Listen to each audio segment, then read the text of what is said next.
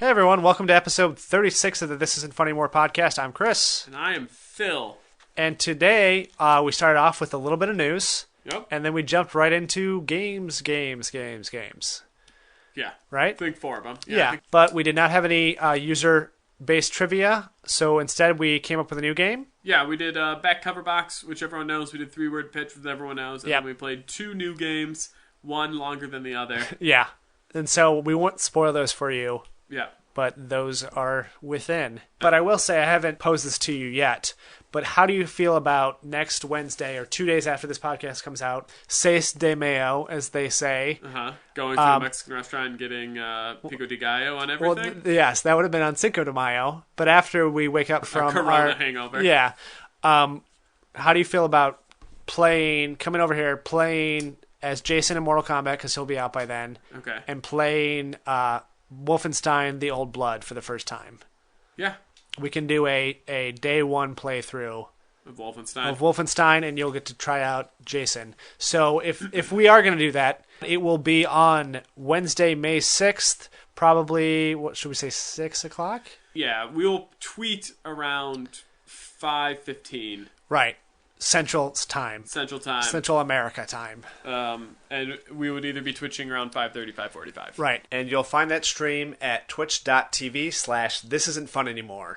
Sounds good. All right, guys. Enjoy the episode. Thanks. Rate and review. Delete us on iTunes. Nope.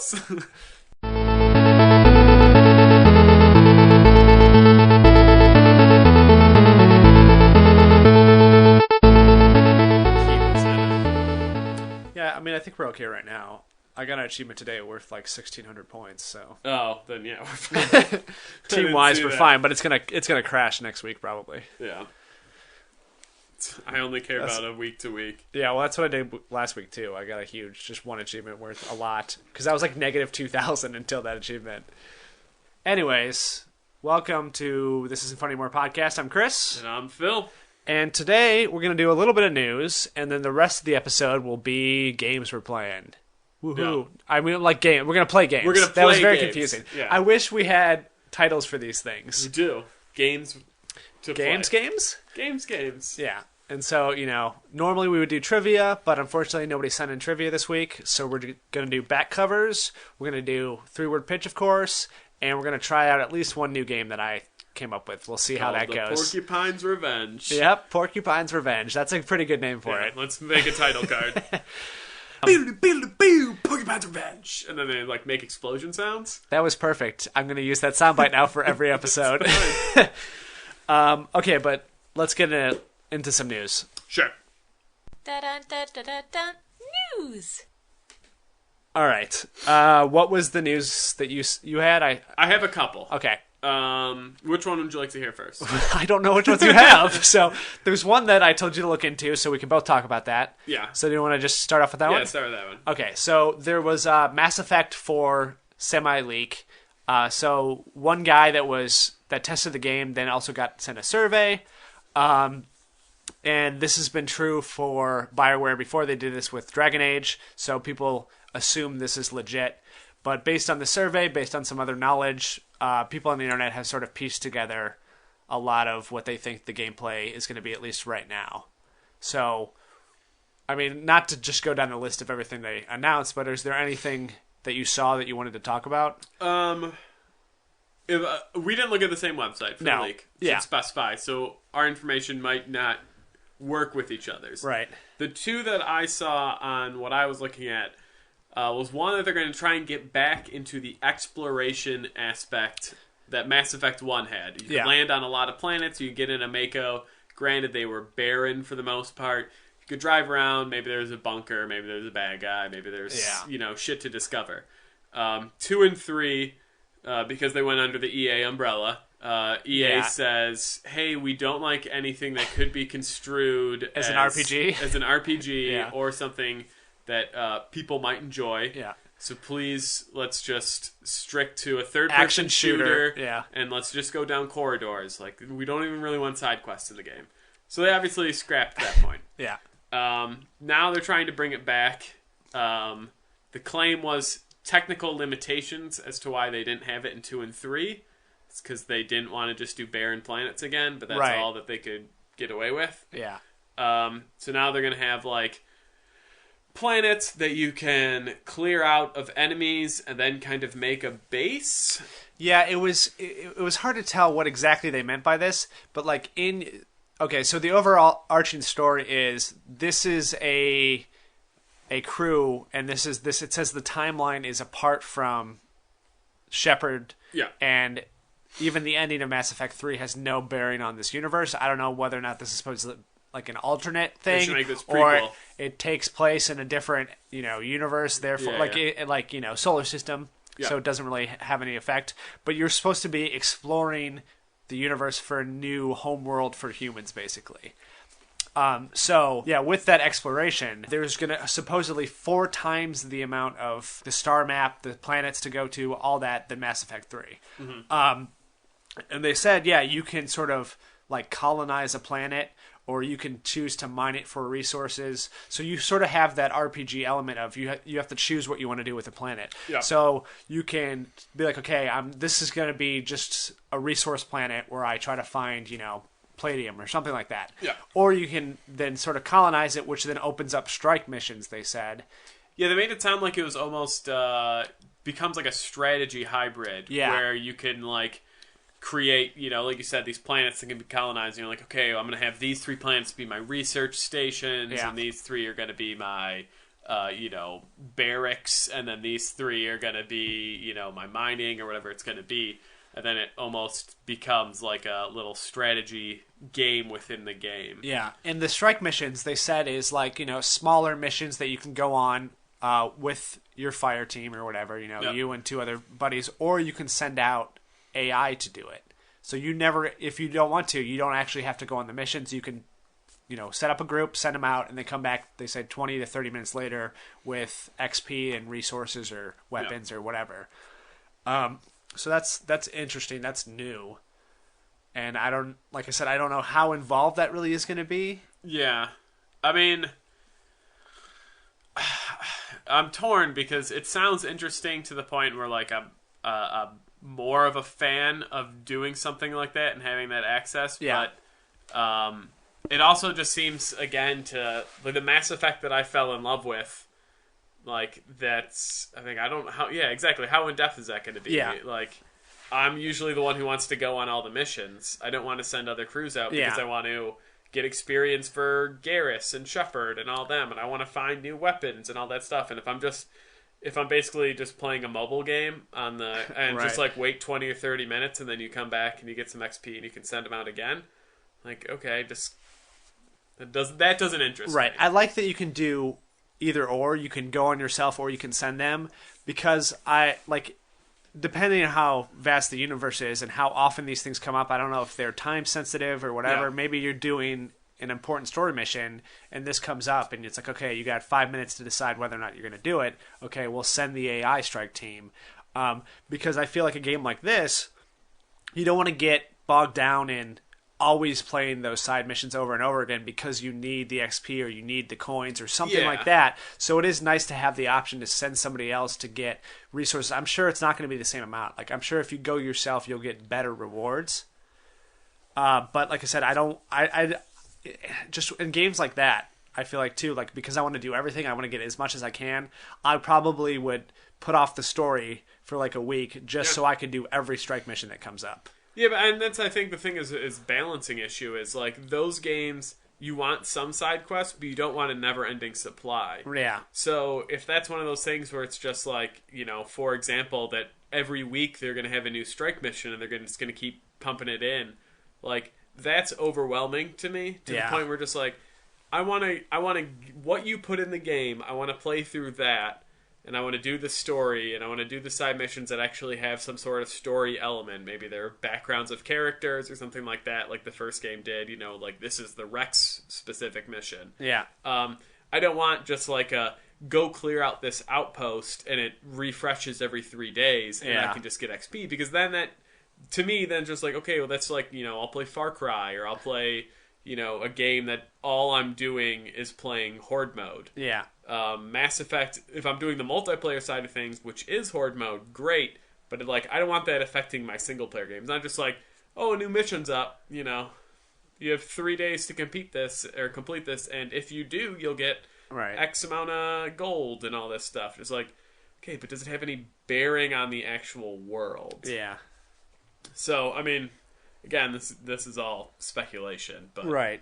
Another cool thing is they said that you can seamlessly travel between like your ship and the planet and the Mako, which is back, which is the planet exploration sort of ATV sort of vehicle. Yep. And because loading screens were such a huge thing in the other games, because they were really trying to push the technology, but it wasn't really there as far as the back end is concerned. There was a lot of staring at a ship, spending a lot of time in elevators. The elevator rides were the best. Yeah, the good thing about the elevator rides is... Turn the camera around to look at a girl's butt, and then you just watch and learn. The one good thing about the elevator rides, other than the butt gazing, is the dialogue that would happen between the characters sometimes. That was interesting. And then also, I guess there's a lot... They say there's a lot of new dialogue choices, both in, like, just the choices in within the dialogue, and they say you have choices to interrupt that. Like the example they used was like, oh, well, you can pull a gun to force somebody to open a door rather than go through all the conversation choices to try to, convince them to do it. So things like that, like the whole like Renegade Paragon choices that would come up here and there, I guess are going to be more abundant. Good. Again, not to keep complaining about 3. Yeah. But the fact that all the dialogue choices are down from like 5 or 6 to 2. Yeah, like 2 and like a non-response. Yeah, it's just like, okay, it's either be super good, be super evil. There's no, like, even in Mass Effect 2, there was the neutral. Yeah. If someone's like, are you okay, Shepard? You can either cry in their arms, you can slap them, or it's like, I'm fine. Like, there was at least that option. Yeah. Now, and at least 3, all I've come across is just like, I love you, dear. And it's just like, I'm going to kill you with the Force. It's just like, those were your only 2 options. It's like, oh, fuck. My guy wouldn't do either of those. Just be a normal person. Yeah, that's the frustrating thing about, like, choice games in general, which is mainly when I'm complaining about, like, the Telltale games, is that if I can think of an easy solution out of this problem and the game doesn't give it to me, that's super frustrating. If I feel like I could have diffused the situation with one easy line and that's not one of the 3 choices, then I get really upset. Yeah. I mean... I'm in favor, like, that's a change that, like, more options the better. Yeah. Even if I have to fucking read, 20 different choices and debate between 20 different choices, I'd prefer 20 to 2. Yeah. Yeah, and I think that's all, other than, like you said, that the multiplayer is sort of the horde mode, which is kind of what Mass Effect 3 had. Yeah. I'm fine with that. I think that's better than a competitive multiplayer. Yeah, I don't think you can do Mass Effect in competitive, at least not successfully. Yeah. But the whole push towards the RPG elements, the exploration, all that sounds like that's what they should be doing. Yeah. Like I said, I'm in favor of the exploration. Yeah. I'm in favor of more dialogue choices. Depending on how they institute the strategy elements, like this game is no comparison, but like Brutal Legend was like a third-person hack and slash, but they had these little RTS moments, and I thought that was implemented well enough where it's just like, yeah, you kind of have to have a basic understanding of what to do, but at the same time you could take it over yourself and just be like, hey, build 600 units, and then you guys all guard the door, and then I'll just run ahead and kind of kill everything. Yeah. Which I thought is nice. So, like, I guess that'll depend. The only other thing I read when I was looking at mine is that they're going to have, not to steal a word from Destiny, but they're going to have relic drops. Yeah. Whereas just, like, you can get relics to equip your characters, and those give your characters new moves. Which, again, it all depends on how it's implemented. Like, it's, I compare it to, like, if I think to Mass Effect, it's like, no, that's crazy stupid. Like, I don't want all of a sudden a character to have a ground pound was one of the things they listed. Like, that just seems dumb to me.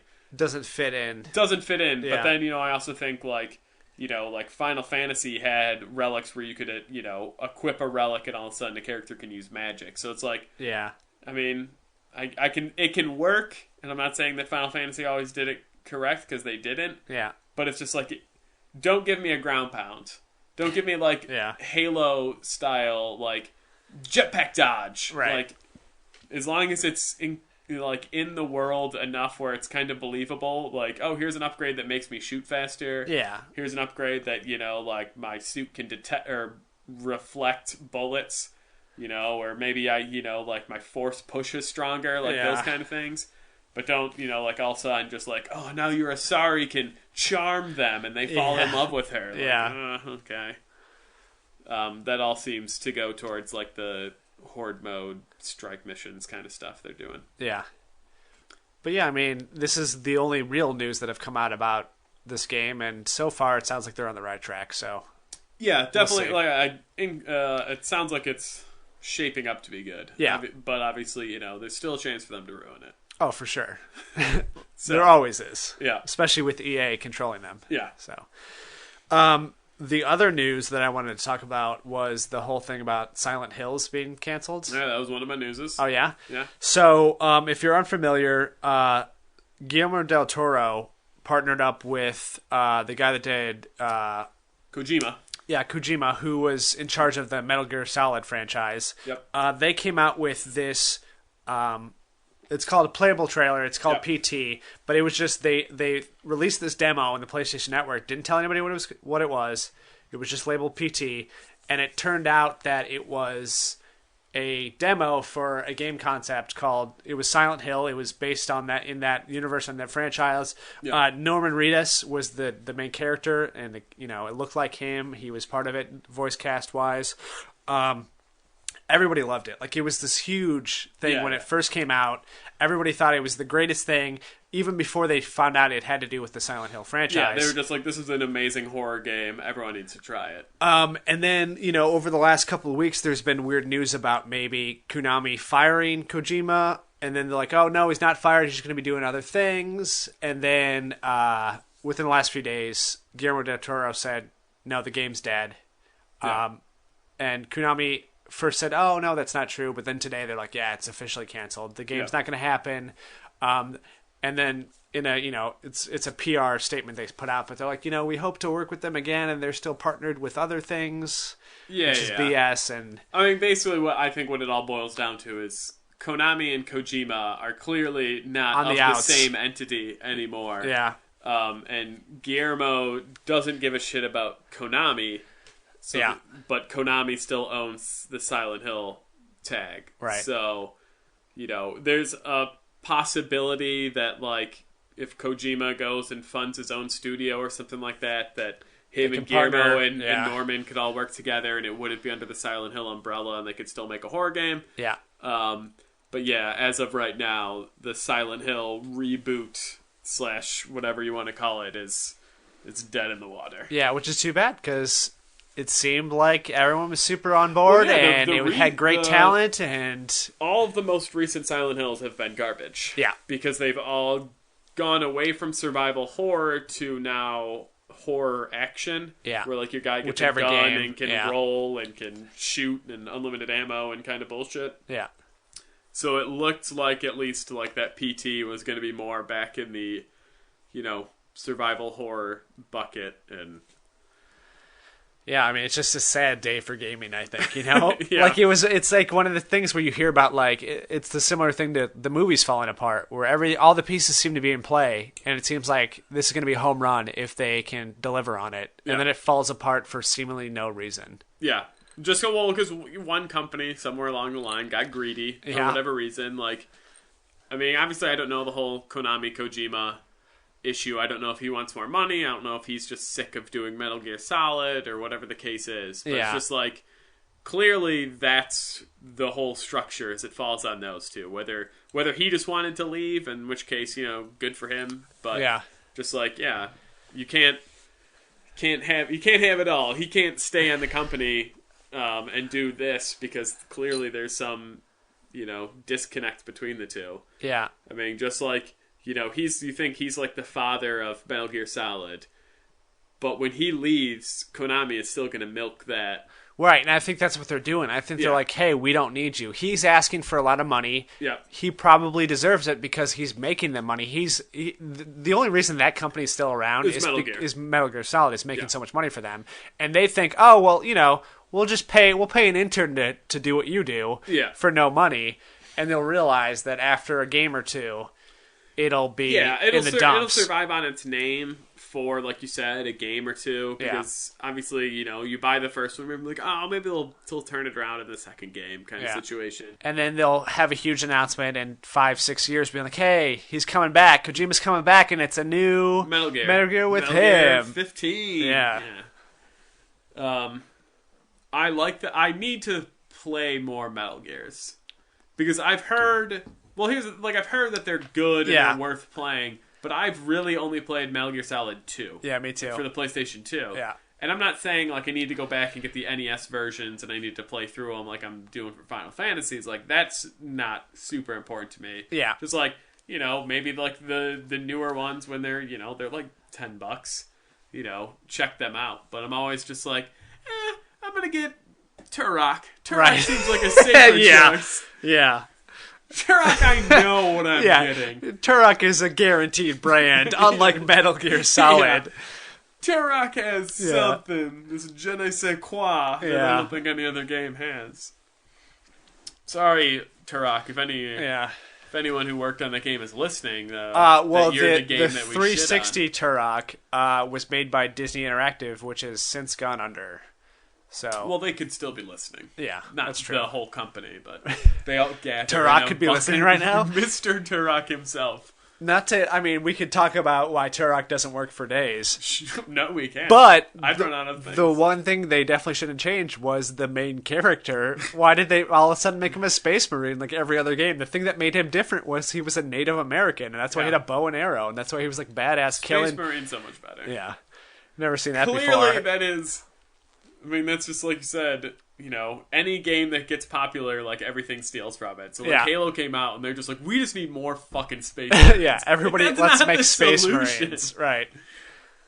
The Halo's not popular because of the character. No one you can sub him in for anything, but whatever. Let's make everyone a fucking space marine. Yeah. Let's make a game called Space Marine. Yeah. So any other news you got? Telltale. Is almost went an episode without talking about them. Actually, I already did, so it's fine. Partnering with Marvel. Oh yeah, for a game that's coming out in 2017. Yeah, right around the corner. At least they're not like, hey, it's going to come out by the end of the year, which they have with every other property once they acquire it. They're like, hey, in 3 months we're going to come out with a game. Meanwhile, episode 2 of the things that we've already come out with haven't been released in 6 months. I just look at it, I'm just like, what company will Telltale not work with? Not that Marvel's a bad company, but now you have 10 billion more stories. You could just do, we're just going to do Iron Man. Yeah. We're just going to do a Thor. I think from Telltale's perspective, they're like, hey, we have unlimited, source material now, so, how can we fuck this up? But at the same time, I think they probably will. Because at the same time, it's very easy to choose the wrong characters, the wrong story, the wrong whatever. And, it's another, they've gone through this with all the other franchises they've done, but, people really care about this. Yeah, so you can, if you mess with the character even a little bit, people are going to get upset. Yeah, that's the thing is, they were able to get away with The Walking Dead because it was a side step from the actual TV series and comic book. Right. But Tales from the Borderland has nothing to do with the actual characters in the game, except for maybe one or two here and there. Like Claptrap, but who gives a shit? So if you just make up characters and make them original and interesting, then it's fine. But if you're going to make a Marvel game, you're not going to make up a new superhero, because that'd be insane. Dr. Fun Pants. It's they're going to have to use Iron Man, and if Iron Man doesn't behave as Iron Man is supposed to behave, you're going to have a billion nerds. But the problem is too, there is 20 different Iron Mans over the years, over the different authors, different creative teams. There has been the alcoholic Iron Man. There's been all these other things, but people only care about the ones they like. Yeah. So no matter what you do, you're going to be wrong. Yeah, I mean, you look at it, you're just like, they have 10 billion more stories they can do now, but at the same time, like you said, it's just they're going to be hard pressed to get that right. Yeah. Because I would say, if they were just going to tie it to the Avengers kind of thing, Yeah. that's fine. Because then it's just like, here's all the superheroes. We already know the world we're in, you know. But at the same time, like, that, since it's not coming out till 2017, like, Avengers, unless they're going to hit it on the third Avengers movie. Which they might. I mean, they might, like, Marvel plans ahead that much. Yeah. But I would be equally, I would be less surprised if they were like, hey, we're partnering with Marvel. We're coming out with a game next week. Yeah. Like, you know what I mean? Like, we're gonna pair it with the launch of the movie. Yeah. So there's gonna be an Age of Ultron game coming out next week for, like, iOS. You play as Ultron. Yeah. It's Candy Crush. This is only PC news. Okay, so stop listening, everyone. Yeah, everyone stop listening. But Steam, for a hot second, came out with a process where modders were able to charge for their content for PC games. Yeah. And then, I think it was close to 1 billion, but it could be a gazillion. People complained. And now it is gone. And now all of the modders are taking their super content pissed, off and they're of their taking stuff. their content down because they're just like, this is bullshit. Like, I actually spend time to create all this stuff. Like, I'm not just like reskinning an apple and making it green and selling it to you for $50. It's just like, I have like no resources. I'm not getting paid. I'm doing this all on my free time. Yeah. So if I charge 99 cents for 18 hours of work, it seems like maybe that's okay. Yeah.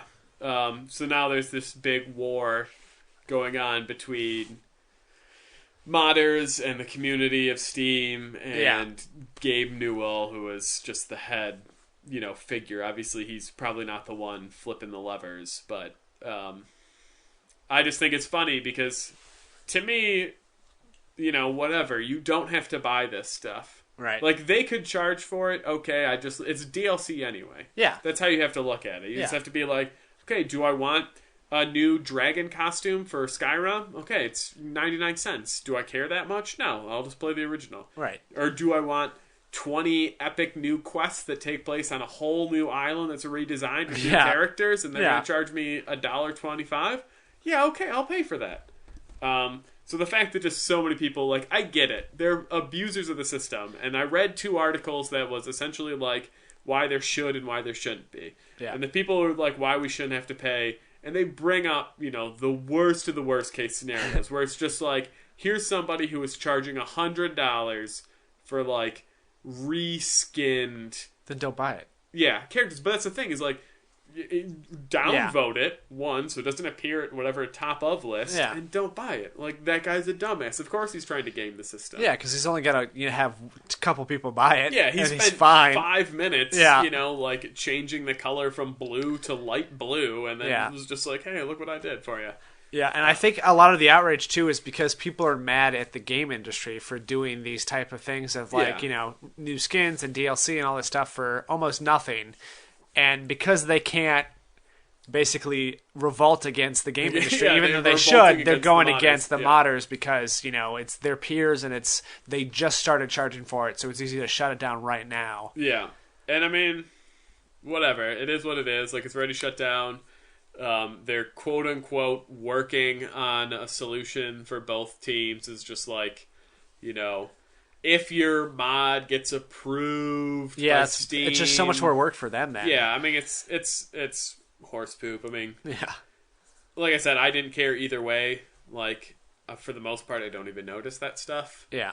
And again, it would, if they had prices, I'd just be more, observant of what I'm buying. Like, when I finished Octodad, couldn't wait to get the DLC. Well, no, I looked to see, and they had modders who did levels for Octodad, and I'm just like, I kind of want to see what's in this new world situation. Yeah. And some of them were decent, and then some of them were complete garbage, and you just live with that. But at the same time, if each one is $1, I would have like really looked at them and just been like, okay, before I download this, what is it promising me? What do the reviews say? Like, that kind of stuff. Yeah.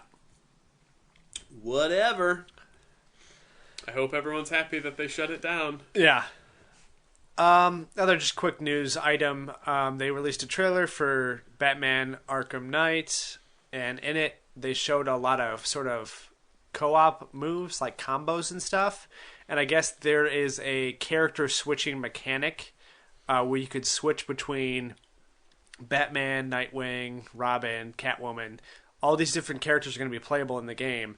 And to sort of select them, it does this sort of cinematic combo where you guys are both pummeling the same guy, and then you switch to the other one. I don't know my Batman lore. Uh-huh. Isn't Nightwing and Robin the same character? Yes and no.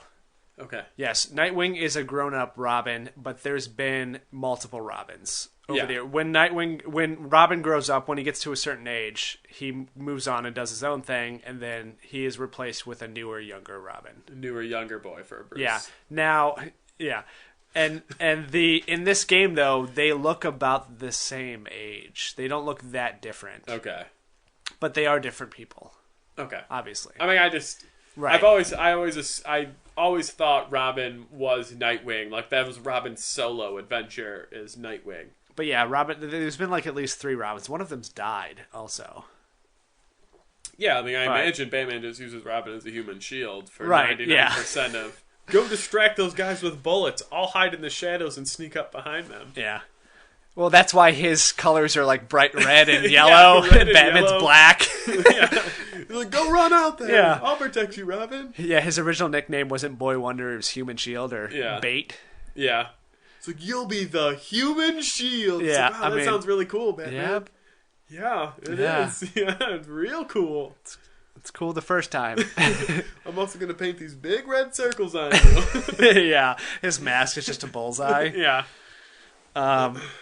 Anyway, so that was cool. So it sort of begs the question, like people are like, oh, is there going to be co-op in this game? But it doesn't look like it. It just appears to be, like I said, a character switching mechanic. It was like a fun sort of tag team way to seamlessly switch between characters. So, I don't know. I mean, a co-op Batman could be a lot of fun. It could be, but it could also slow the game down, I think. I don't know, like it... I think you would have to separate it into the sort of the challenge modes that they have. Then I think it'd be great. Yeah. I don't think you could do, at least I'm thinking, again, Arkham Asylum and Arkham City. Yeah. I don't think you could do those 2 players because I feel like so much of that is dependent the story driven of being Batman all the time. Batman. I don't think you could have Robin running around collecting loose change on the city streets while you're going through the story. But the challenge mode makes sense. Yeah, or if it was like a second player always plays as like Robin. Like Batman's always in the game, he's always driving the story forward. But if a second player wants to come along, they can be, Nightwing for a while. It'll be interesting. Yeah. Anywho, do you have any other news? Nope. No, that's it? Then the other thing that I wanted to talk about for a hot second, as you said, I used that earlier this week and somebody called me out for it and said, do people still say that? And I said, I don't know if I've ever said that before, but I did just say it now. Yeah. Whoever called you out? It's their 38th birthday today, so good for them. Fuck that person. Good for them. They're basically dead. So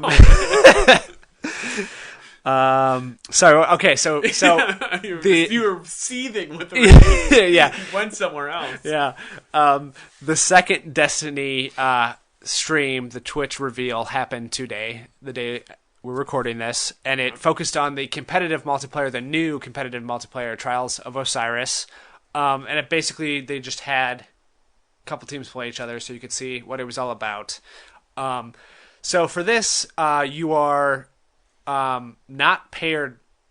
So there's no matchmaking for this. You have to create a team yourself. Yeah. So much like the raids, much like the Nightfall Strikes, you have to find a team yourself.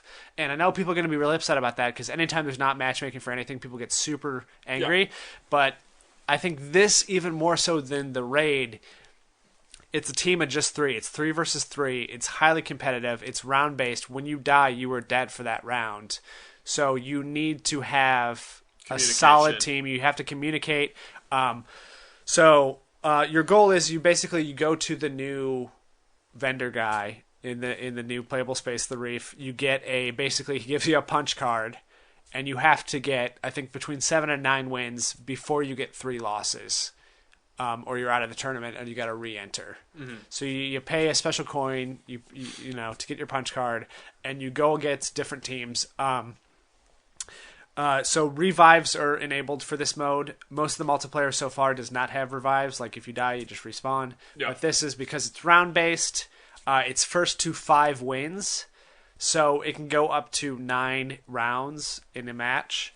But like I said, you can revive your teammates. So there's a lot of cool, strategy of sort of circling around the map or defending. Like, okay, this guy's going to come back to try to revive his buddy. Let's wait. Let's camp here. Or, people, like, there's the one class that can bring themselves back to life. Mm-hmm. And people were strategically using that, which was fun. Also, so the matches each round is actually only 2 minutes long. And then after 2 minutes, it goes into sudden death, which creates a capture point in the middle of the map. And you have 30 seconds to capture that point. If anybody captures that point, then they win the round. So even if it's 3 versus 1, if the one guy can capture that point, he wins. Yeah. And if it goes 30 seconds with nobody capturing the point, the person that is the closest to the center of that circle, anywhere on the map, then gets the point. So it's really fast. Yeah. Fast-paced, crazy things going on. I'd be really good at that because I'd hide as close to the center as possible. Yeah. But then everybody would know, too, and then they would be able to just go... Like, if you weren't actually in the point, they could just run in themselves. Well, no, I'm there. Other than that, so you don't play the same team then every match. If you're playing the normal Crucible, which is the competitive multiplayer, you just keep playing the same people over and over. They might reshuffle teams or whatever, but because it's highly competitive, you play one team once, it pairs you with a new team. Also, there is no skill-based... matchmaking now as far as your opponents. It does it based on the connection, so it wants you to have the best possible connection. It's harder to tell teams' abilities, especially when you're making your own teams now, so they just want to make sure that you have a good connection, because lag would kill this thing faster than getting blown out in the game because you're not as good as the other team. So that's interesting. Also then there's they've sort of changed the way that you get special and heavy ammo in the game. Only one heavy ammo will spawn, and that's after one of the teams win 3 rounds, and then it just spawns once the next round. Once you get it, then it's over. Now it shows you a little timer. Before it'd be like, hey, heavy ammo incoming, and then 15 seconds or whatever, it shows up. So people go to those points. Now that it's like on your waypoint, you can see it on the map at all times, and it has the timer, so you know exactly when it's going to happen. So there are all those tense moments where people like stack up around it, waiting for it to come. Like you can ambush that, you can try to grab your own, and I think that's most of it. And then there's now you're more likely to get rewards if you're first place now. Before it was completely random, and people were kind of upset about that. Like, hey, I got 50 kills. This one guy got 0 kills, and he got a legendary item, and I got nothing. So now it's more heavily weighted to if you play better. Yeah. And then with this is the gear that you get. So it drops weapons and gear at the end of a match. And also if you win, if you fill out your punch card, you can go take it to buy one of the cool items. And because it's based on rank and everything, kind of like the Iron Banner, all the stuff you get from them will be fully upgraded, like light level wise. So like you can get everything will be rank 34 automatically, because before it's like, okay, you'd get a thing and it'd be great, but then you have to upgrade you have to go somewhere else and do other aspects of the game before you can upgrade it to be competitive again. But because this is just a reward for this competitive environment, they want you to be able to put it on right away and show off that you did something awesome. Cool. So that's cool. So I mean that's more than enough, I think, to talk about that. So that is just a special tournament that runs Friday to Tuesday. It does not replace any of the other stuff that's already in place, including the main Crucible and the Iron Banner, which happens on its own, a special event on its own. So this is just more stuff. It's a new game mode. It's a new way to do stuff. And every week, it's just one map. So it's learn that map. And the first map is the Burning Shrine on Mercury, which has been a map that's existed since the game came out, because they want people to get familiar with the new systems and game type before they have to worry about learning the map. Yeah. But then week 2, they said, is going to be a brand new map that comes with the DLC. Also, the multiplayer maps that came out with the first DLC, Dark Below, are going to be free once that comes out. So I don't know. It's going to be free now. Those, Yeah. if you play multiplayer, but you didn't buy the DLC, you will then get access to those maps. You won't get the newest maps from the DLC 2, but whatever. Take what you can get. It's free. And then next week is the reveal about the Prison of Elders, which is the 3-person like horde wave mode, which I'm more interested in than this competitive multiplayer stuff. So that is that. Do you want to play some games? Yes? Yes. Let's start off with back cover. Okay. And then we'll go into the new game. Which is, what is it? With the porcupine thing you said? Porcupine's attack or I don't surprise. remember. Or You already came up with a theme song for it, so. Yeah, we'll have to replay the moments. Yeah. All right, guys. So if you're unfamiliar with this game, what we do is we read the back cover descriptions of video games, and we take out words that would be a dead giveaway for it, and then the other person tries to guess what it is. Mm-hmm. We've run out of games to use, so either they're way too hard because the other Or person's they're never heard of way it, or they're too way easy. too easy. I think I went on the easy route. Okay, yeah, I sort of did too, so it's okay. Okay, you go first. Okay. Are you ready? Act like a mobster. Think like a Don. Create crime rings and take over the cities using the new 3D world map. Fight for turf, monitor family movements. I have terrible handwriting. Yeah. And choose your next target carefully. I mean, I'm going to say Mafia 2? So close. Mafia? It's Godfather. Godfather 2. I knew it was one of the Yeah, twos. it's the Don maybe Right. gives it away. Well, that's what I thought, but Mafia is the same thing. It's just Yeah. it's just a different title of the same exact game. Yeah, this is based off of the hit movie. Right. I don't know. But the fact that it said the all new 3D map means the first game didn't have a 3D map. No. So that's why I knew it was 2. Yeah. All right. So I'm trying to pick now because, like I said, I did 5. So Ooh. I don't know. I'll give you this one. It was a filler one, so it probably shouldn't be one of the 3 I say. But Okay. build and battle your way through this all new adventure. Wait, that's it? That's it. Build your way through. Because everything else says exactly what it is. It's very short, and then it just says the name of the game. Can I hear it again? Yes, build and battle your way through all new adventures. Banjo-Kazooie nuts and bolts. Nope. Lego Indiana Jones 2. Thought the build would have given it away. Well, this. No, I know. That's fine. We don't have to do that one. Here's another difficult one.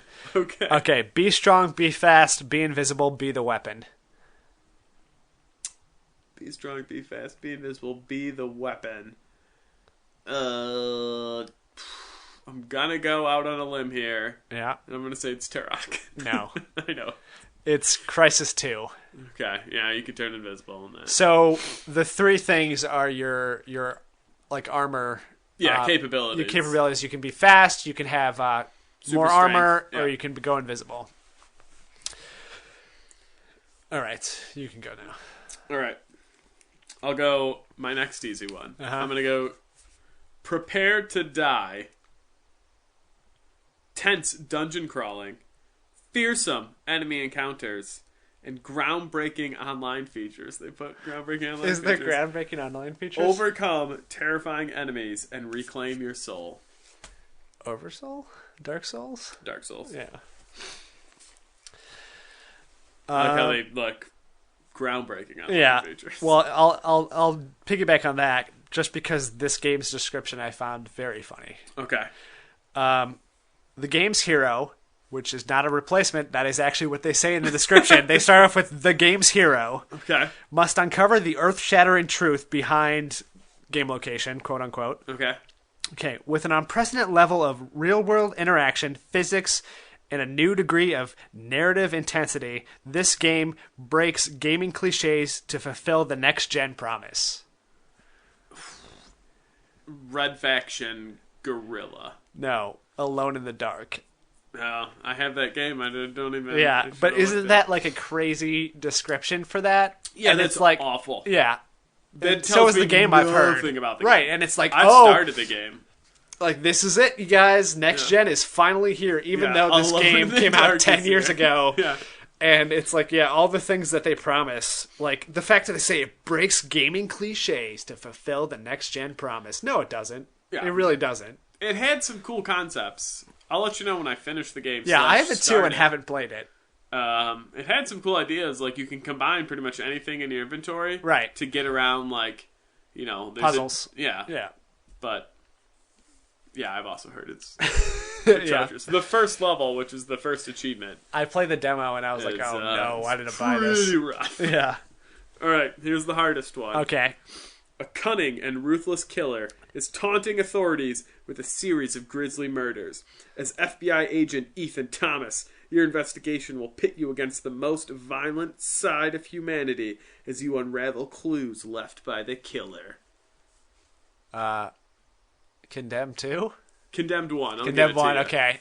Yeah. I just didn't recognize that character name. Yeah, that's why I left it in there. Okay. Because I was just like, when I say Yeah. Ethan Thomas, no one's going to be like, oh, come on, that's Condemned. Yeah. Yeah. All right, so that was Back Cover Game. That went, I think, 37 seconds? Is that was as long pretty as good. it took? That was so we might have to fill some more time. I actually feel like that was an appropriate amount of time for Yeah. back cover games. Yeah. Okay, so here's the new game. Porcupine Splashdown. Porcupine's Revenge. And then they like make explosion sounds.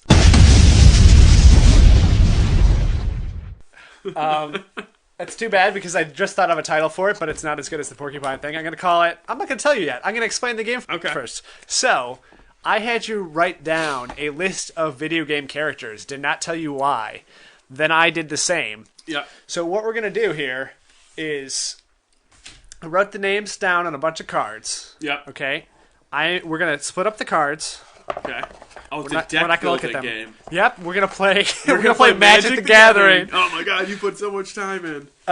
So each character has hit points. No, I'm kidding. So basically what we're going to do, we're just going to divide up the cards. We're not going to look at them. We're going to each slam a card down. We're playing war. Yeah, we're playing war with video game characters. We're going to say who's going to win in a fight. This Where could it just be our has- best game. Yeah, it could be Right now, fun. the potential, because I'm going to fight for my characters tooth and nail. Yeah. I don't care if I get Cortana and you get Master Chief. I'm Yeah. going to be like, oh no, Yeah. Cortana would win. Well, that's the best part of this game is there's no real answer. It's all about how creative you can be. Make a case for each character. Sure. So, like I said, we're just going to divide up the cards. Okay. So, unless you get one that you have no idea about, Yeah, try to I'll fight ask. for whatever one you have. I'm sure if I get Ethan Thomas from Condemned. I shuffled them pretty well. If you want to shuffle them more, you can. I up do. to I you. don't trust you. Yeah. It's one Well, level. pink cards are the ones you came up with. The white ones are the ones I came up with. Oh. Just because... Don't look at them. Okay. I'm not looking at him. Just because I ran out of white ones, and so... Yeah, that makes sense. So you're a fancy lady. All right. You ready? Yeah. Say yours first, and then I'll do mine. Garrus Vicarian, Mass Effect. Okay. Versus James Bond from GoldenEye. Now, this is an interesting battle, because Yeah. they are both gunslingers, I would say. Yes, I'd say so. Yeah. I want to fight for Garrus, and I would say that the reason I think he would win, one, future technology. Yeah. We're giving him his tech.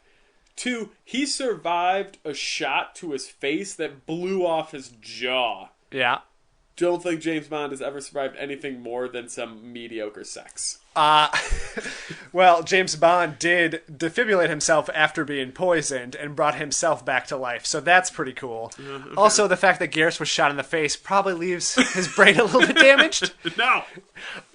Plus, James Bond, even though you're going against future technology, James Bond has all of the sort of future gadgets of the world. He's got invisibility. He's got pins. I guess if Garrus gets in a car and chases him down the freeway, James Bond has got a pretty good chance. But I think if Garrus just uses the goddamn spaceship and I'm gonna say that shoots James his Bond Aston is Martin out of the sky. He's going to pretend that he is a loan officer, and he's going to ask for him to sign a document, but the pen is going to explode after he clicks it 3 Garrus times. wouldn't sign any document. But what if he's like, okay, what if he's like, I'm a fan, will you sign this picture of Archangel or whatever his nickname was?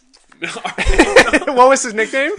I can't remember. In the second game, like, you're hunting down this guy that had this badass nickname, and it turns out to be Garrus. I can't remember. I think it's like the Archangel or something like that. I was just thinking the X-Men. Yeah. I mean, do we have to declare a winner? No, there's no. Draw. We need a third person if we were to declare a Sure. winner. But Okay. so that was the first round. I don't know. We'll get better at this, I think, as the time goes doubt on. it. Yeah. I think we came out of the gates pretty strong. Okay, so second fight is Sam Fisher from Splinter Cell versus Catwoman from the Arkham series. Okay. Well, you should go first. You played your first card. Yeah. So I will say, Sam Fisher, he's stealthy, right? He's got some gadgets too. He's got that cool little like hook knife that he can come up behind you and slit your throat before you even know he's there. Yeah.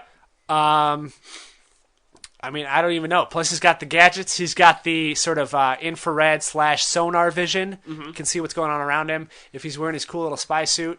I mean, they're kind of evenly matched as far as their skills go. Well, yeah, because Catwoman's stealthy as well. Right. She's got that leather robbery. suit she wears. Yeah, I mean, I think Catwoman would use her sexuality to really take Sam Fisher off guard. You know, maybe do a little unzip, show off a little the Taz. Yeah. Hop on her motorcycle, and then, just do Catwoman things.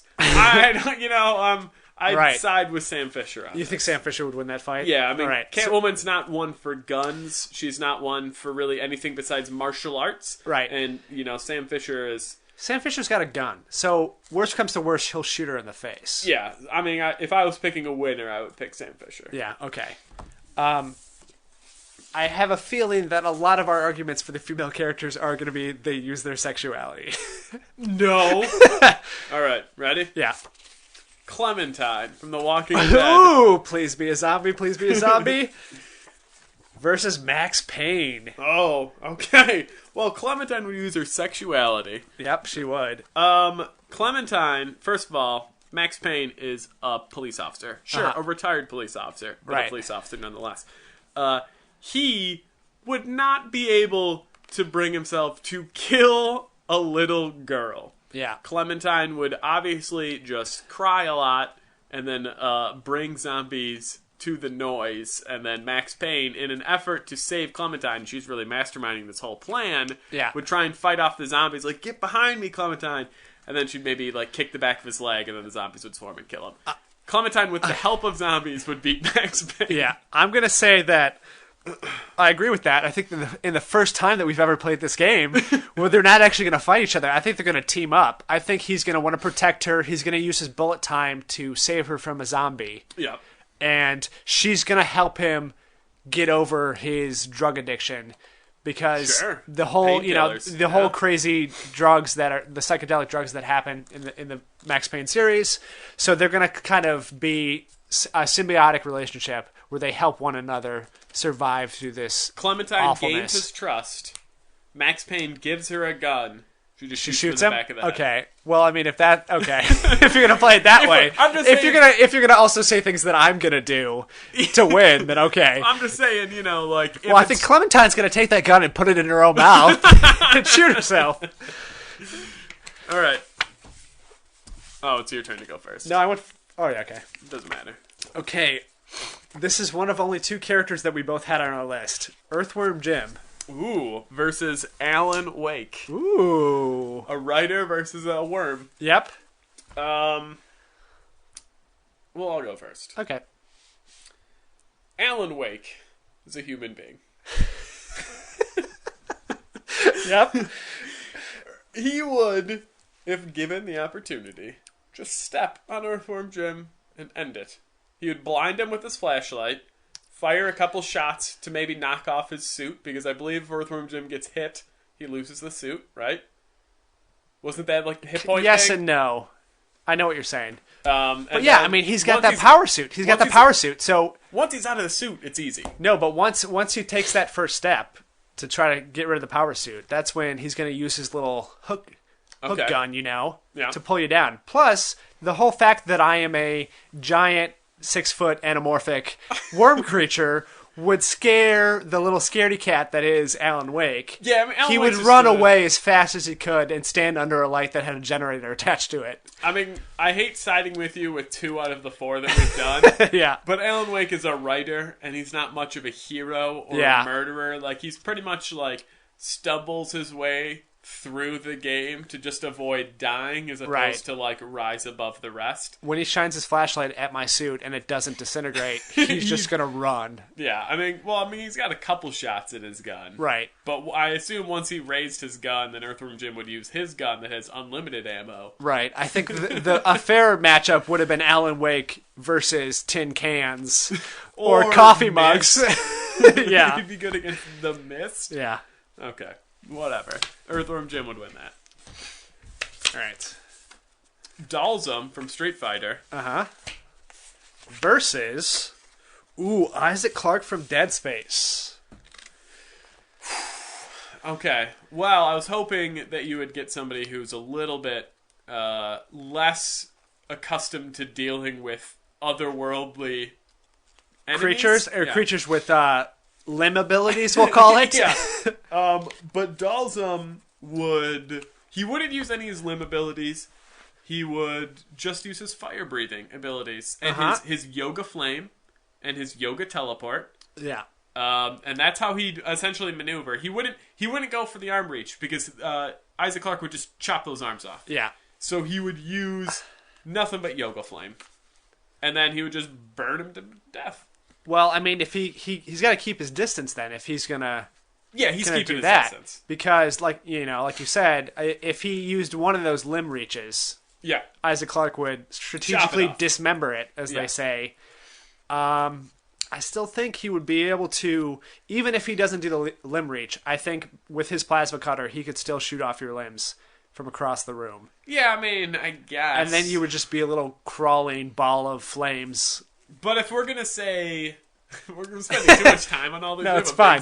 Well, if we get through them all, we can't play this game anymore, because I don't know how many more we can come up with. It's true. I'm just saying, I feel like Dalsum's reaction time, pretty good. Yeah. But if he saw him point the gun at him, he would just use his, yoga teleport. Okay, but he's got, Isaac Clarke has got a engineering spacesuit on, so it's pretty heavy duty. I don't know if fire's going to really penetrate that anyways. Enough fire will penetrate and anything. That's what my mom taught me. Yes. Fire can penetrate anything. Yeah. But let's say he doesn't even go in with the plasma cutter. Let's say he wants it to be a fair fight. Sans that he's going to stay in his suit, of course. Yeah. But he's going to do the little grab stomp that he does if enemies get too close or whatever. He's still got a really powerful melee. And that suit power... Oh, let's not forget. He has telekinesis and stasis powers. He can just slow you down and walk over to you and have his way. If we're going to take all his cheating powers... Yeah. We're going to, all of a sudden, give him telekinesis. Right. He's going to stop that flame in the air with his stasis power. Yeah, and then use telekinesis to... Send it right back into his face. He does? Nope. Okay. If you play Dalsum against Dalsum, fire still damages him. But... Yeah. I'm doing pretty well in this game so far. My characters are cleaning up. Yeah, well, you picked all the characters with guns. Yeah. Okay, so we have, Big Daddy from BioShock. I have the best one. This is a trump card. This is like an ace in the hole. It's going to beat everyone. Turok. Professor John Turok. Mr. Turok, the dinosaur hunter. He's got a bow and arrow.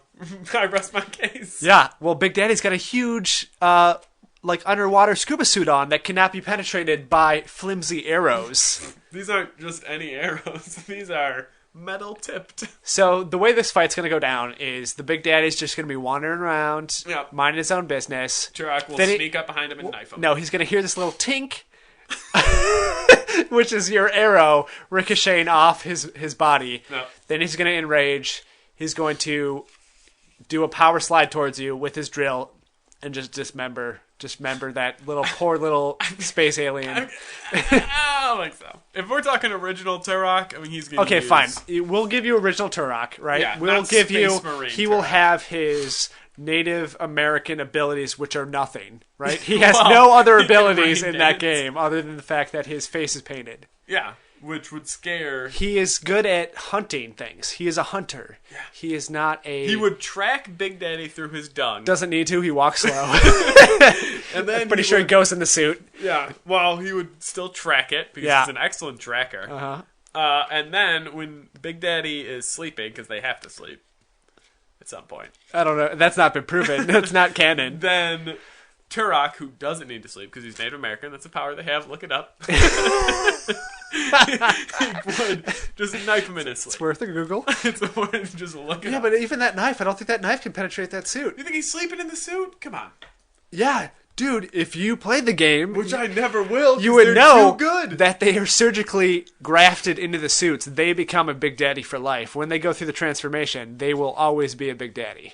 Okay. So that suit is part of their body. He'd knife it. That sexy, sexy daddy Knife body. it to piece. Okay. I win that one. No, you don't. Goro, Mortal Kombat. Oh, this is going to be a close one. Sub-Zero Mortal Versus Max Caulfield from Life is Strange. Well, Goro has multiple limbs for punching. Yes. She can reverse time. All it takes is one punch to the face, and she will reverse time back to before Goro was born and step on that egg that he came out of. So she can't reverse that far. She can only... and I'm pretty sure after a punch in the face, she's not going to be reversing anything. I think her face would be decimated. Yeah. So, assuming that they both... do the Mortal Kombat, walk towards each other and it says fight. Fight, and she then... pretty much has to pause time at that moment and run away. From my understanding, her main special powers is using her rewind powers to correctly answer questions in class. Yep. And maybe solve a crime if she feels like it. Sure. I don't know how much we need to get in depth. No, I think this is cut and dry. I think she wins hands down. She wouldn't be able to... The more she uses her power, the weaker she gets. That's a fact. Uh-huh. Look it up. Take your word for it. So, all she could do is delay the inevitable. Because Goro would just keep slowly walking. But you're forgetting something. Goro has 4 arms and breathes fire. How is he going to compete with a little tween girl? It's a good point. Yeah. You know what? Max He is half dragon. Yeah, I don't know if you knew that. That's why he has multiple arms and breathes fire. And she can rewind time. And she can rewind time. So yeah, you're right. And she has a lot of angst about pictures she takes. Well, yeah, and she plays some good indie rock. So she maybe just mellow him out with some the moody blues. Yep. All right. This fight is, Needles Kane, the driver of Sweet Tooth and Twisted Metal. The crazy clown with fire hair. Stay Puft Marshmallow Man. Oh! From Ghostbusters. This couldn't have worked out better for me. Okay. Because, like I said, his hair is constantly aflame. Yeah. Plus, he's driving around in that ice cream truck. Mm-hmm. So not only can he distract the Stay Puft Marshmallow Man and make him follow him wherever he wants, once he gets there, he sets him on fire and makes a giant s'more out of him. Yeah. Concede. Okay. That's all you got? Because I'm thinking, if you get the truck... then the Stay Puft Marshmallow cannot keep up or stop the truck. You just shoot missiles at him. Yeah. And if it was one-on-one, then it's different if it's a man versus a giant marshmallow, because even with your flaming head... he's going to grab him and burn his hand on the head, and that's going to be burnt marshmallow. Yeah, I mean, all he could do was maybe fall on you. Yeah. And then hope that he crushes you before you burn a hole in him. Yeah. That's his move. Wow. Okay, I think that was the most decisive victory so far. All right. How many should we do? Let's say 3 more. Okay. Well, what's our time? We have another hour to spare. So. Okay, let's do 5 more. Okay. This is fun though. This is fun. I like this. You're right. the ones that I was going to call it Pixel Fights. Yeah, but then people get confused with the Adam Sandler movie. I guess. All but then you came up with the great Porcupine name. Yeah. Shredder from Teenage Mutant Ninja Turtles. Versus Abe from the Oddworld series. Okay. You can go first. Hopefully you just concede, but... No. Okay. Absolutely not. Shredder from TMNT 1989. Yeah. Is a man with claws on his hands. He knows martial arts. He's very tough. He doesn't really use the martial arts. Yeah, because he doesn't have to. He's pretty intimidating. for one. And if turtles can't beat him up, I don't know what a little alien is going to do. Yeah. That pretty much just walks around trying to avoid falling for most of the levels. Well, so Abe, his method of conflict is avoidance.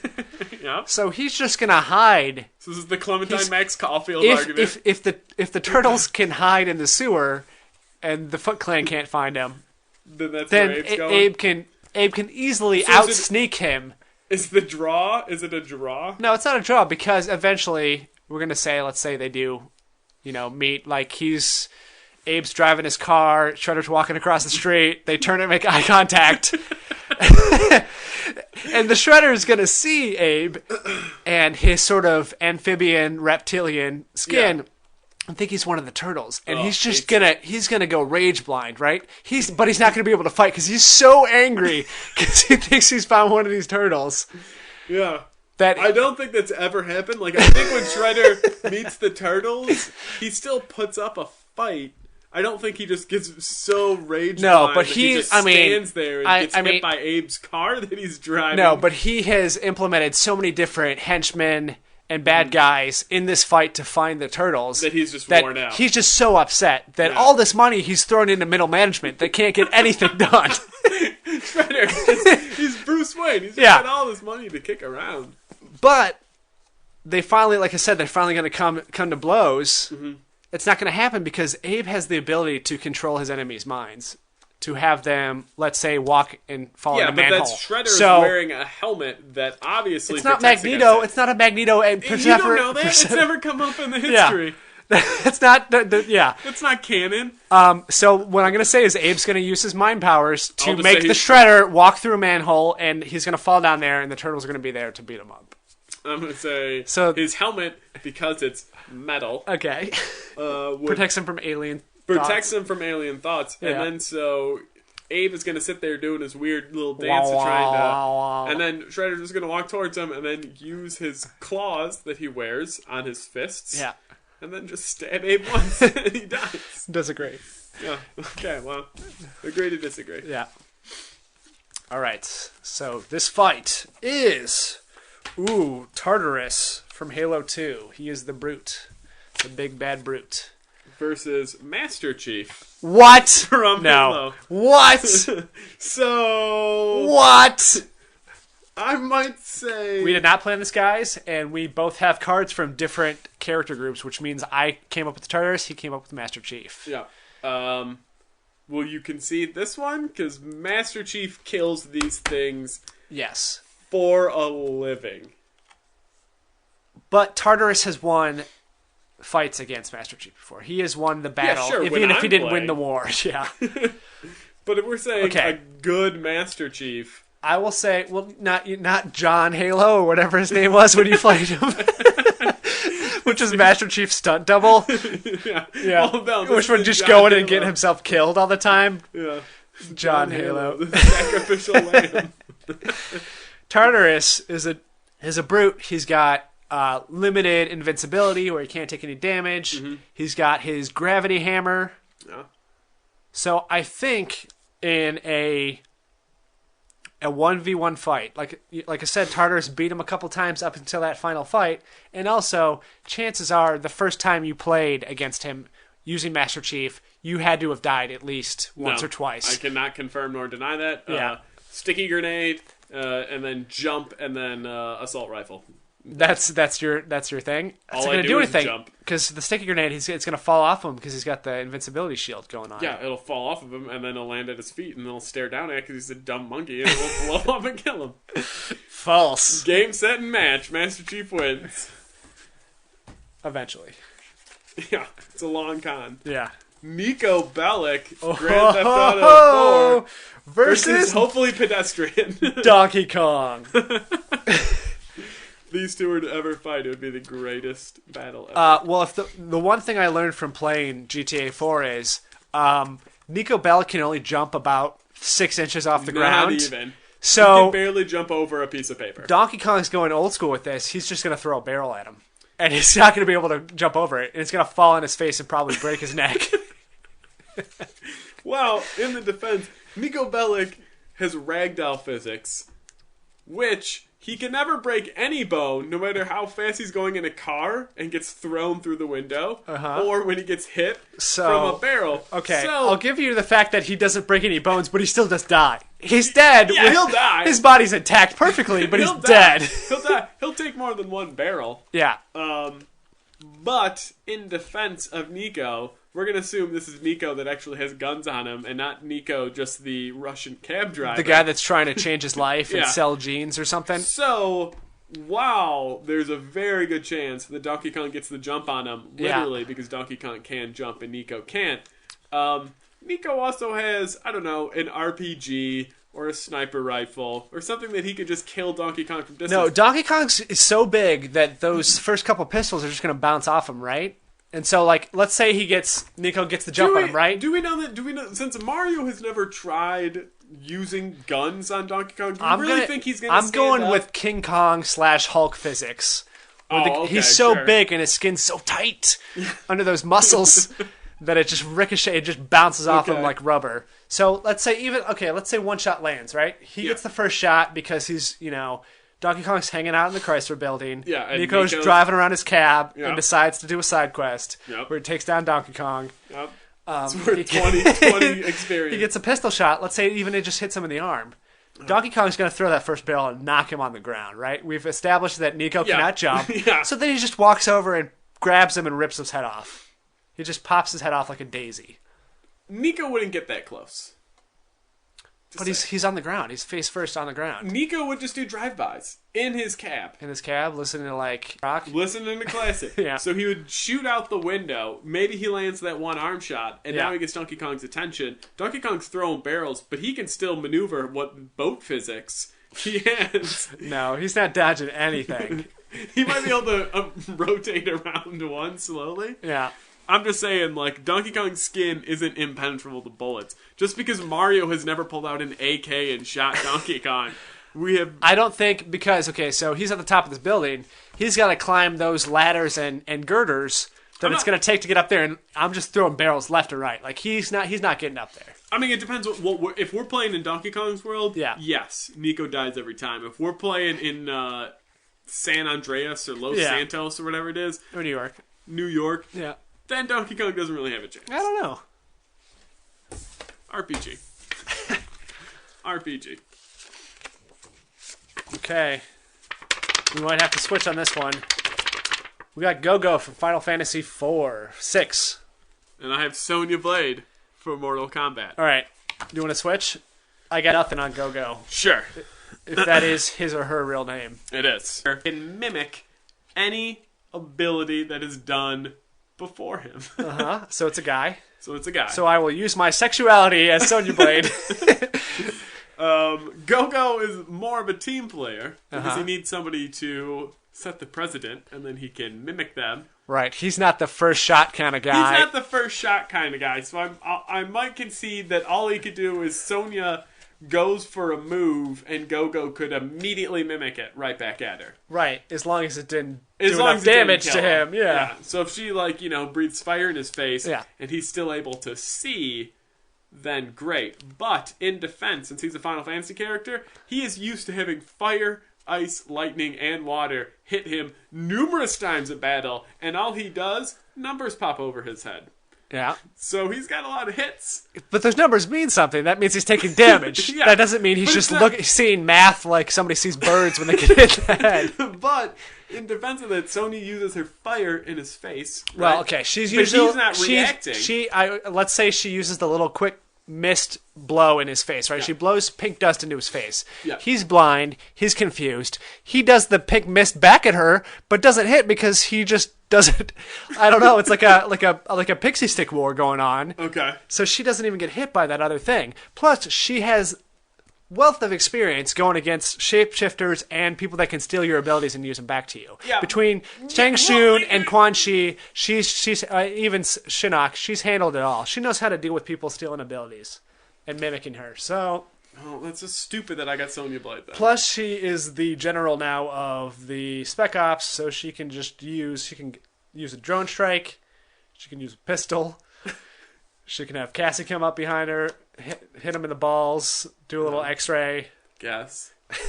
I mean, I don't know how to defend against someone who is. If you look at the character models, one that is 3 frames big versus one that is, and has to do a counterattack. Yeah, 7'18". All she has to do is strike first, and he's done. All right, final one. Final one, really? Well, I mean, what color card do you got? White. Okay. White. Tommy to Woody from Prey. Do you know who that is? I've played the demo. Versus Cortana from Halo. Well, she uses her sexuality. Game over. If it's new Cortana, that sexuality works. Yep. Like a charm. Yep. If it's old Cortana, doesn't work on him. Because who cares about a very terribly animated woman? She has no actual physical form, only a hologram or projection, so he cannot harm her at all. Yeah, but because he is not synthetic, robot-wise, she can't get into his system and destroy him. She could only get into, like, the jukebox in the level of Prey that I played. Yeah, in the bar before he gets abducted. Yeah. She can get into the jukebox and I guess play music that he doesn't like, but then if they're just standing in a barren room, no one is winning. They're just yelling at each other. I haven't played Prey. Yeah. Okay, well, some things he can do is he can do a spirit walk, which means he can leave his body, enter the spirit realm, and do things like solve puzzles or things like that. Sure. And her form kind of looks like what it looks like when he enters the spirit world. So I think he's going to be enchanted by her. So he's going to go in the spirit world, female nakedness. Bang her. Right. And then she just makes him fall off a cliff or go through one of the portals or but if he's in any of those things. And he walks off a cliff, wouldn't that just... That's true. Well, he doesn't have to be in Spirit Walk when he does. I'm just saying, like, the form that she always does, that glowing blue see-through thing is what he sees when he's in Spirit Walk, so maybe he thinks he's invulnerable. Maybe he thinks he's all right. Oh, so we're just trusting that he's retarded and that he doesn't know when he's in Spirit Walk or not? Like, that's how you're winning He's this a one? drunk Native American. That is his character. Then we know, because of my Turok, the Native Americans have special powers. They don't need to sleep. Yeah, that doesn't really help. She doesn't need to sleep either. I say this one's a complete draw because she can't harm. Because they can't actually fight. Okay, we can't end in a draw. Let's do one more then. All right. Stealth Elite from Halo. Ooh. Versus Johnny Gat from Saints Row. Oh, well, we've seen Johnny Gat die before. Yeah, he went to hell. We've seen Stealth Elites die all the time, if that's your argument. That's my main argument. Yeah. My main argument is that Johnny Gat is currently dead? Currently dead. And cannot participate in this fight. If your argument is he's currently dead, he's gone to hell and gained a lot of hell powers, a lot of hell demon powers. He can now fly. He's now got guns that are empowered with... Yeah, he can fly in hell. He can't fly in the real world. Well, let's say the fight takes place in hell. Then once Master Chief kills one of the Stealth Elites, well, if you're going to say my character's dead, I can say your character's dead. The Stealth Elites are the guys with the sniper rifles, right? No, they are the invisible guys with the energy swords. Yeah. Well, okay. Uh-huh. He unholsters his invisible, or his energy sword. Yep. So you can't see him. Johnny Gat... You can see the sword, but yeah.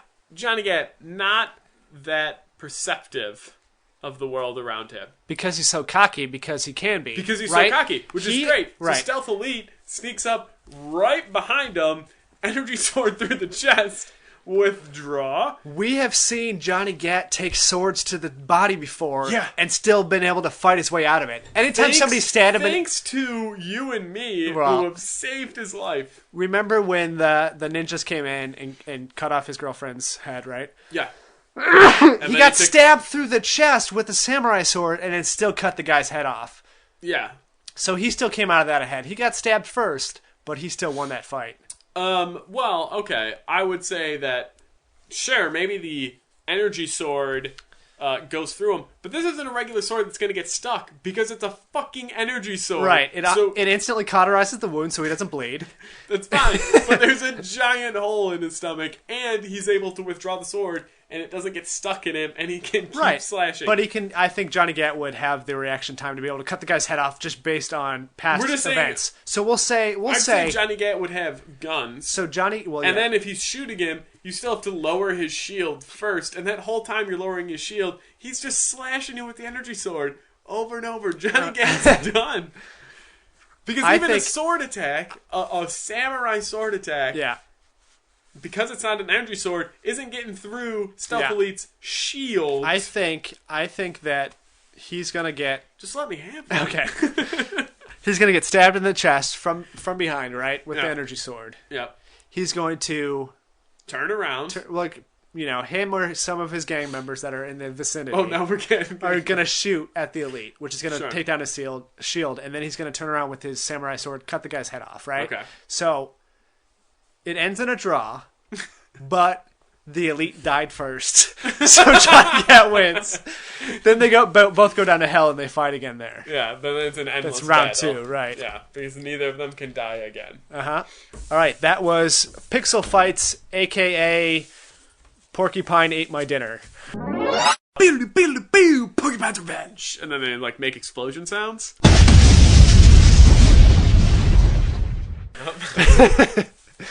All right, that was the first time we played that game. What do you think? I enjoyed it. Yeah, that could be enjoyed fun. it much more than Trivia, which we did play. Yeah, I mean, I liked the last version of Trivia we did, the Jeopardy style. That was good. Yeah, I'm talking this game. This turn's Trivia. So now there's another game that we could play if we need to. Haven't really thought it out, and it was just going to be Games Mashup, where we take 2 games and try to think of what they would be like if we stuck them together. Example, let's take 2 of your favorite games. We'll take Final Fantasy and NBA Jam. Okay. We'll try to make that into a game. Oh, let's see if this works. This is... Okay, well, it would be... We'd take the leveling up system of Final Fantasy. It would be a basketball game first, but it would be a basketball game with RPG elements. Right, it would have a story element. Maybe how they did the... It'd be like a My Player mode in in your NBA games where it's just you work instead of Pharrell, you have Frog. Yeah, exactly. And you're playing basketball, but it's against fantastical creatures. You're not playing against Shaq and Kobe and all them. You're playing against the Monstars person and Monstar and stuff. So I think that's what's going to happen. I think it's kind of like NBA Jam plus Final Fantasy equals Space Jam the game. Space Jam the game. Like you can level up. Like instead of leveling up your weapons, maybe you level up. Maybe there's a ball. Maybe it's made out like metal spikes or something, and that somehow gives you an edge in the game. Maybe literally give you an edge. Yeah. Shave off part of your body. Right. Maybe you can change the armor you have, which affects whether or not you get knocked down from a foul. Yeah. I mean, there's a lot of things you could level up. You could give yourself powers. Maybe you have you could do the Michael Jordan reach from the arm reach. Court. Yeah. Maybe that's a power you could have. Right. Maybe you could control the wind in the court to maybe funnel the ball towards the hoop. Right, or to play defense that way, as long as it's not goaltending. I mean, there's still the rules of the game still apply. The rules, sure. Yeah. But there's or maybe you just level up your, you become faster, you can run down the court quicker. Yeah. You can jump higher. There's some of the basic stuffs that you can level up, or you can turn those points in for special moves. Right. Done. Okay. I don't know what else Should we keep doing it, or... okay. Think of 2 games. Well, we'll take 2 of your favorite games. All right. We'll take Halo, and then we will take Turok. Yeah. Turok's getting too much airtime, I think. Okay. And it's kind of the same thing, especially the Space Marine version. They're both Space Marine first-person shooters. Marooned on an island planet that has creatures. Fine. We will take... we'll stick with Halo. And Mortal Kombat. Mortal Kombat, sure. I don't know. So there was the Dead or Alive Spartan character from Halo, Dead or Alive 4. So that kind of already happened anyways. I don't know what you would do other than maybe it is.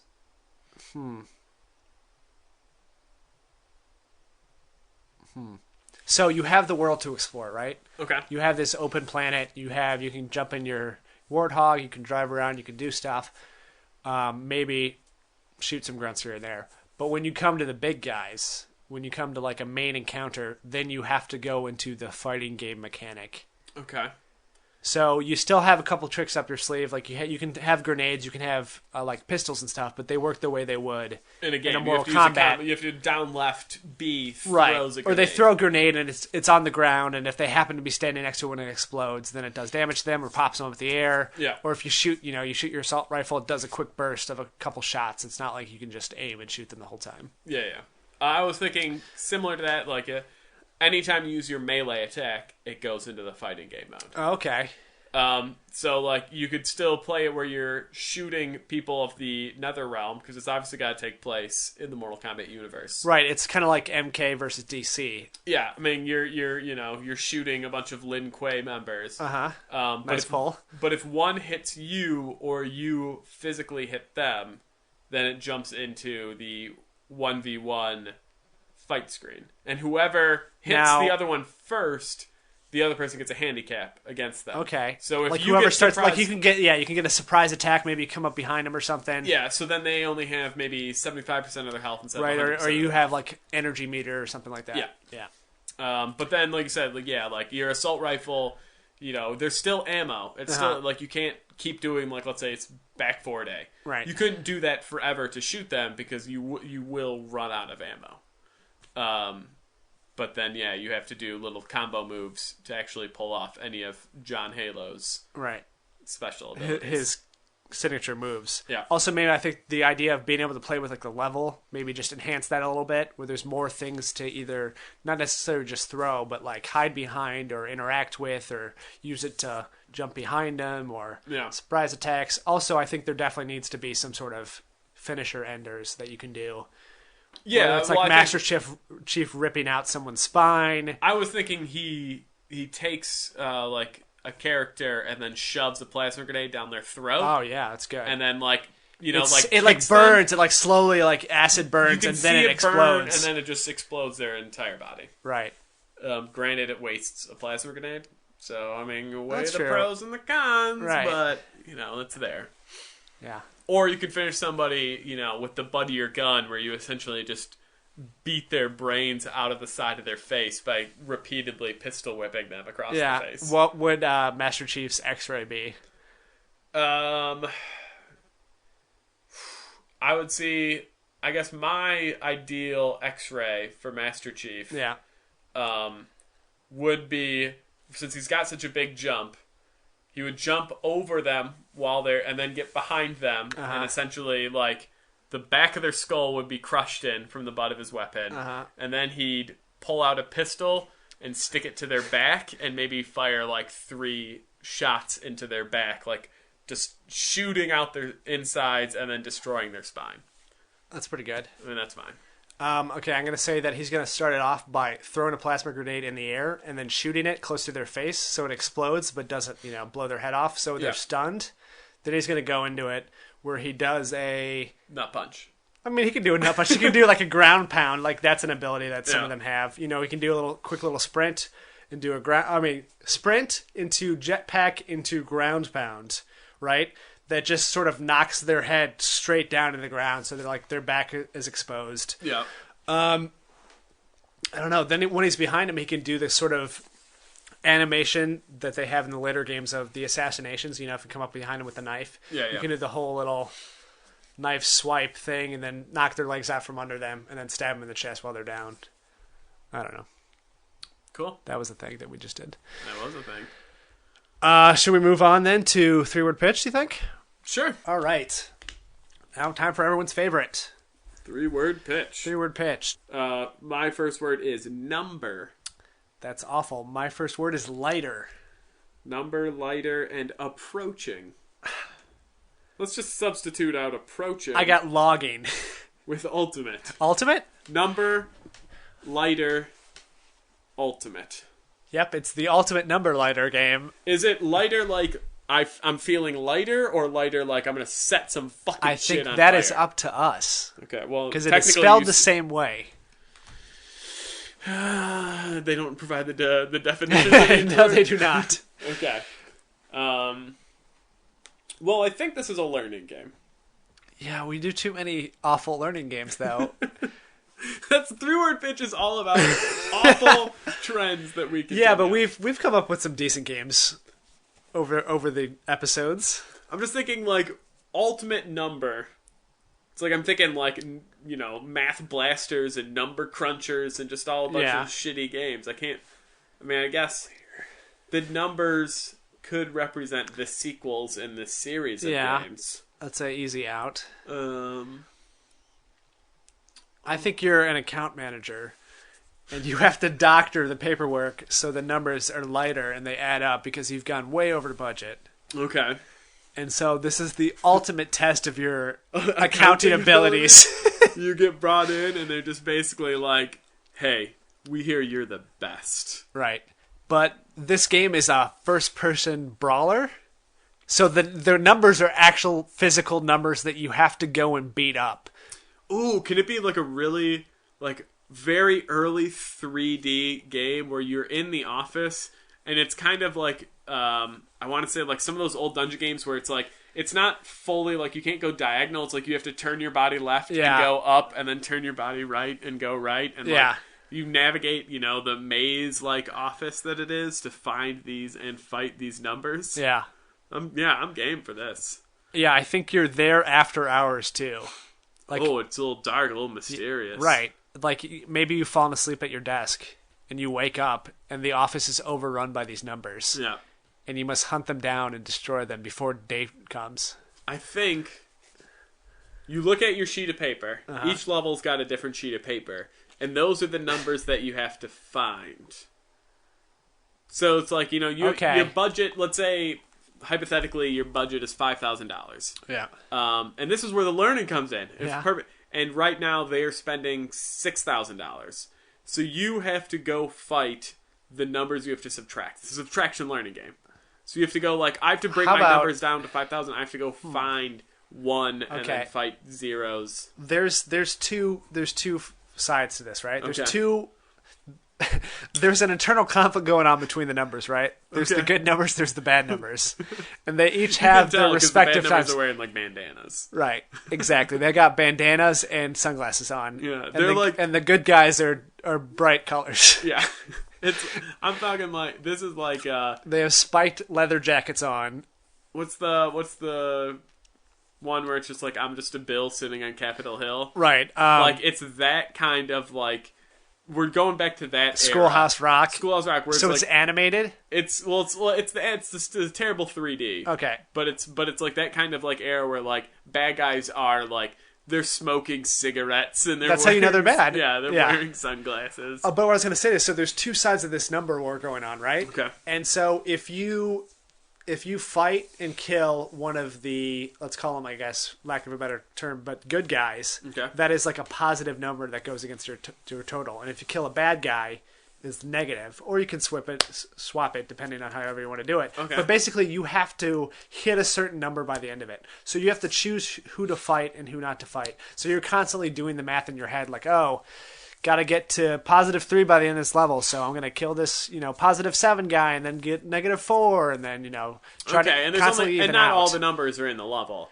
No, so if you fight everybody, you'll come up with the wrong number. Yeah, so you can't but you can't just go find +3 and be beat like, him it's up over, and then sit it down. Yeah. Like, maybe the only numbers are 4, 7, 1, and, 9 or something like that. Right, or maybe you have a set amount of fights you got to do every round, like every level. Okay. Like you got to do 5 fights this time. So find 5 numbers that add or subtract up to your number. I want to play this game. I feel like this would really like help my math skills. Yeah, and it'd be cool because that's the word I'd use to describe it. Like, that's the back of the box. Yeah, it would say like, "Cool, learn how to cool bad guys." I don't know. I had something, and then if this was an actual game, I think it would be a huge success in the like early learning community. Like, you could sell this to every school. Yeah, I mean, the fights would have to be real tame. Yeah. Like, this is not that much blood. I would say partial, not full graphic nudity. Still partial. Yeah. Like, one of the guys has, like, very visible butt cheeks. Right. And it's not the full penny, but it's heavily suggested. petty. Yeah, like at the end of every round, your guy has sex with the girl number. Right. And it's like a success. Like you got like a 6 and a 9, and they're constantly going at it. If you lose, you get anally raped. Oh, I thought you were gonna have to perform sex acts for the other people. No, like if you win, like this. It's all right. As opposed to a game over screen. Yeah. Game over screen is a number wearing a leather jacket with a cigarette and sunglasses. You know, the total evil guy, right. And your guy is bent over the desk. No, well, I was gonna say the end of the level. So, like, let's say you fail, right? Instead of like going to hell or something like that, you end up in the bathroom in front of the glory hole. Oh, okay. And then you have to do like a little mini game to service. Like you don't see who's directly behind the wall, but you see like a long line of people of numbers with leather jackets on. The camera pans out, and right? It sees that. Like at first, it's a close up of you just doing the act, right? And then, like, you know, like a fade to black as the camera pulls up and you see that there's, like, 20 people in line. Right. And I think it should have, like, not only the minigame mechanics of doing that, but you also should have, like, expressions you can do. Like, in iDarb, you know, you tapped A to cry. I think that would be a good thing to implement in this. Sure. Can this also be one of the first games that has smell-o-vision? You keep trying to push smell-o-vision. I'm telling you, the technology isn't there. I've been thinking, like, as a punishment to the person playing the game, if you had to smell what the glory hole smells like, right? You just got to smell number penises all day, right? Number penises. I think you'd think better when you're doing math in your head. Well, I'm glad you cut me off because I was going to say the whole thing about like using your tears to lubricate the act. Well, I'm glad you cut me off for that. Yeah, good work. All right. I think that's a good game. So what is that rated like I don't know, what's Y or all ages? That's probably rated all ages, right? Y7. Y7, yeah. Yeah, I think it's like, 7 and up. Yeah.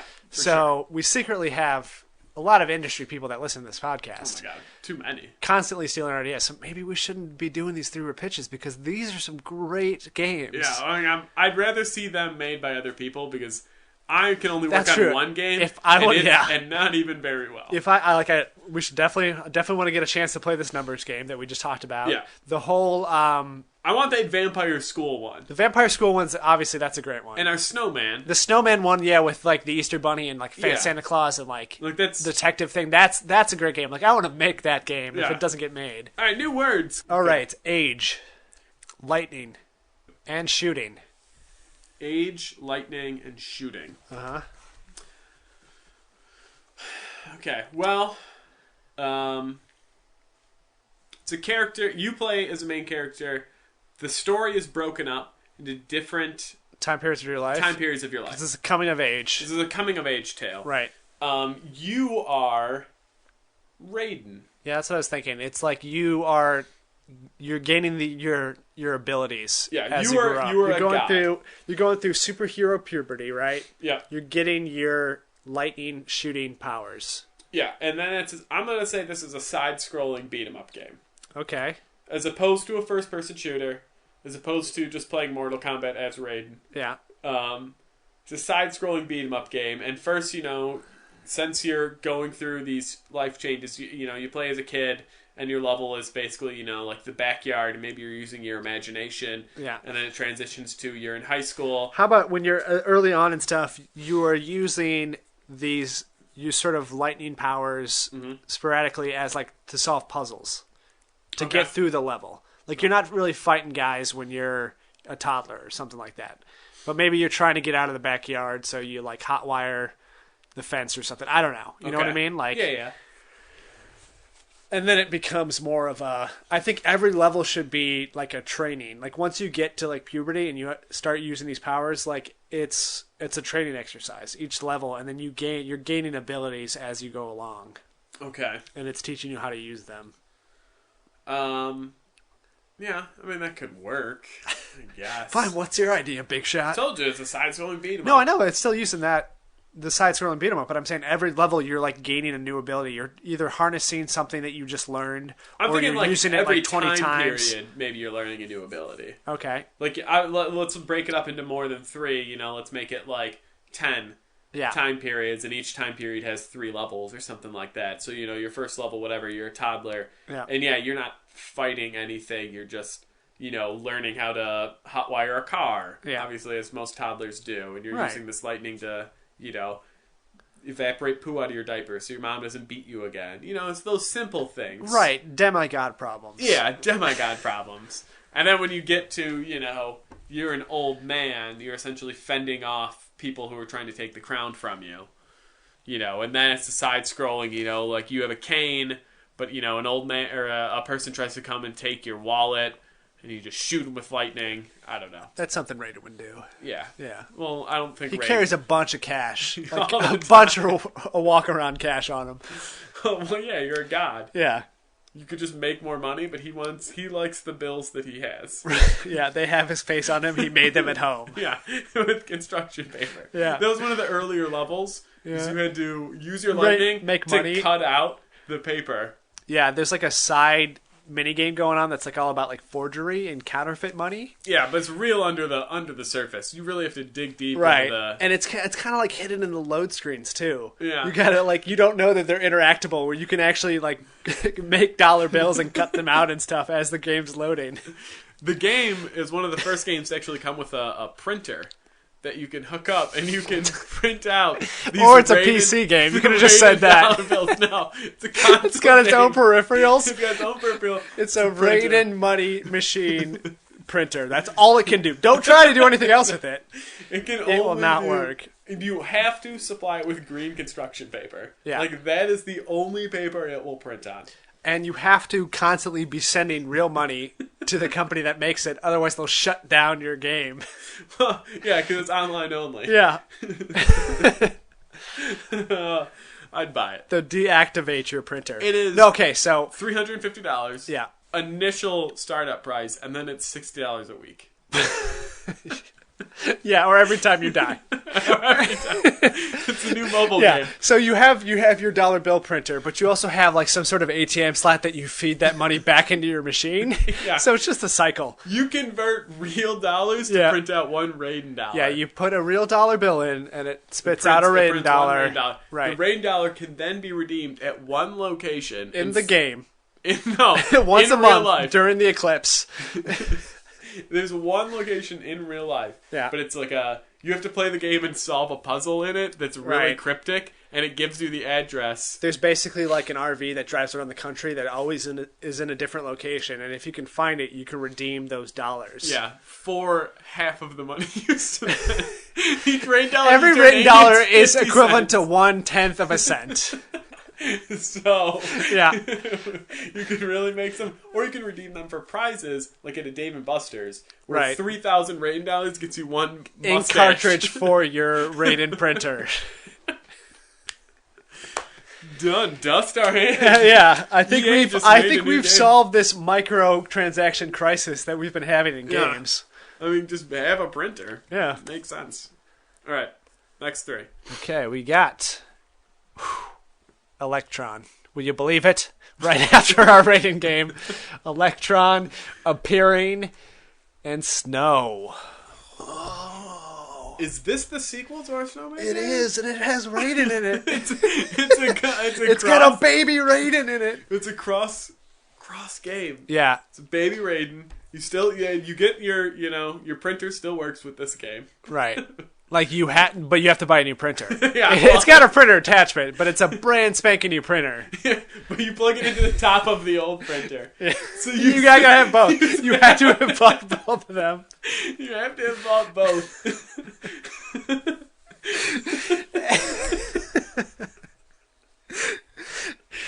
And you still have to go through the process of playing the first game, getting those dollar bills for the first printer. And then feeding it through that other machine to get the new dollar bills. And like, there's only a small fee a small transaction fee between the two. There's a transaction and licensing fee that you gotta pay. No, you put $1 into the old printer. You get one Raiden dollar. Every 5 Raiden dollars gets you one new Snowman dollar. Yeah. So it's $5 for an exchange rate of one Snowman dollar. And keep in mind, these snow dollars are only available between the months of November and February. November through Christmas. So make them like if you want to, there's a transaction fee if you want to convert them any other months of the year. Of course, it's gonna cost you. Yeah, you can do it, but it'll cost you. I like how we didn't use Electron.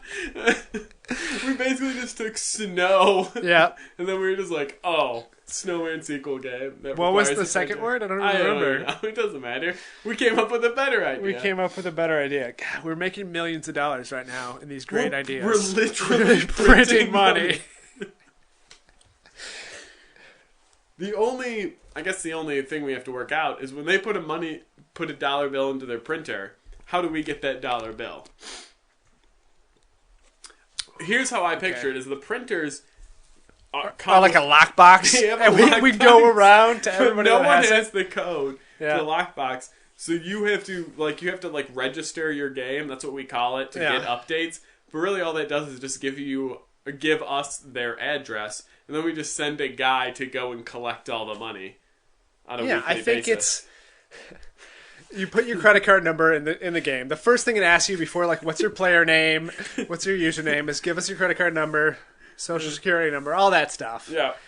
And then anytime you print a Raiden or Snow dollar, it charges you an actual $1 to $5. So you don't even need to put the dollar in the printer. That's all part of the game. Like that's why you do it. That's part of the game, but it actually charges your credit card. Yeah, every transaction. Yeah. Putting in a dollar, printing a dollar, that's all. It's $1 a piece. $1 $2 right a piece. Right. Plus, we're charging you for the maintenance of the printer, the printer paper you put in, because it's a special size. Yeah, you can't just cut normal paper. No. Well, no. There is a sensor in the printer that will lock your game and charge your account $150. He'll charge you $150 to unlock your game. Right.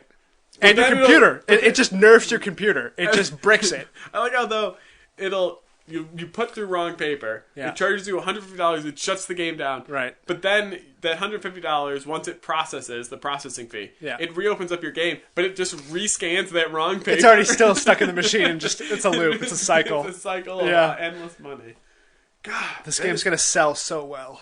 I mean, we only need 2 people to buy that game. Yeah, or just one if he puts in his credit card information right away. I mean, I don't want to top those. Yeah, I don't think we can. For all of the 4 listeners at home, me and Chris were both crying. Yeah, that game broke us. You might have been listening to it and go, that's not funny. No. But we thought it was hilarious. And we only had And that's one all that beer. matters. I mean, that's what you got to do in this podcast game of no listeners, is you got to entertain yourself. Yeah. I mean, the printer attachment that connects to another printer attachment. Yeah.